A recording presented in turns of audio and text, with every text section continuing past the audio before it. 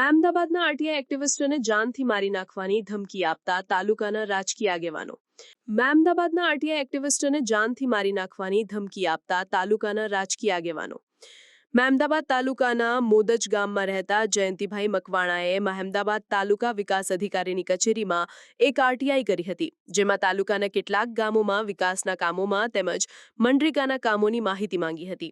જે બાબતને ધ્યાને રાખીને તાલુકા વિકાસ અધિકારીએ મોદજ ગામના જ રાજકીય આગેવાન રમણભાઈ બોઘાભાઈ ચૌહાણને જયંતિભાઈ મકવાણાને સમજાવી પટાવી અરજી પાછી ખેંચી લે તેવું કરવા જણાવ્યું હતું, પણ રમણભાઈ ચૌહાણ તેમની સાથે 3 જેટલા માણસોને લઈને જયંતિભાઈ ઘરે પહોંચે તે પહેલા જયંતિભાઈને રૂપિયાની લાલચ આપી, પણ જયંતિભાઈએ રૂપિયા લેવાની ના પાડતા રમણભાઈએ જયંતિભાઈ મકવાણાને ધમકાવવાનું શરૂ કર્યું અને ટાંટિયા ભાગી નાખવાની અને જાનથી મારી નાખવાની ધમકી આપતા જણાવ્યું હતું કે ખાડા વિસ્તાર મારો છે, તું તારા ઘરની બહાર તો નીકળી જો, તને ખબર પાડી દઈશ।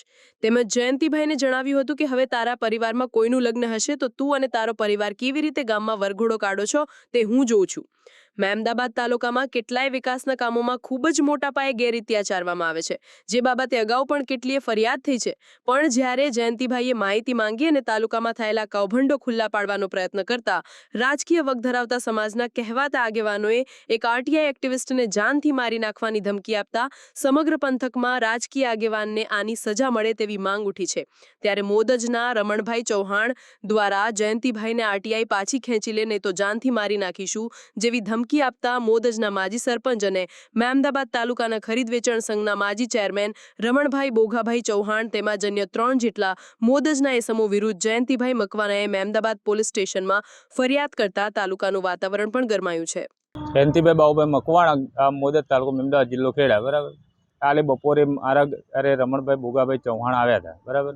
એમની સાથે આવેલા નરેન્દ્રભાઈ રૂમલભાઈ ચૌહાણ, એમની સાથે બીજા પણ આવ્યા હતા, રણજીતભાઈ મંગળભાઈ ચૌહાણ અને ભૂરાભાઈ આવ્યા હતા એમની સાથે બીજા અલગ, બરાબર। એ ચૌહાણ છે।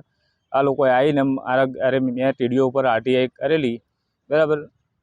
એ જે જોબ કાર્ડની બધી માહિતી બધી માગેલી હતી એની અંદર, તો આ લોકોએ આવીને અને એમ કીધું કે હું તને 5,000 10,000 આપી દઉં, પણ તું અરજીમાં મને તું સહી કરી આપ।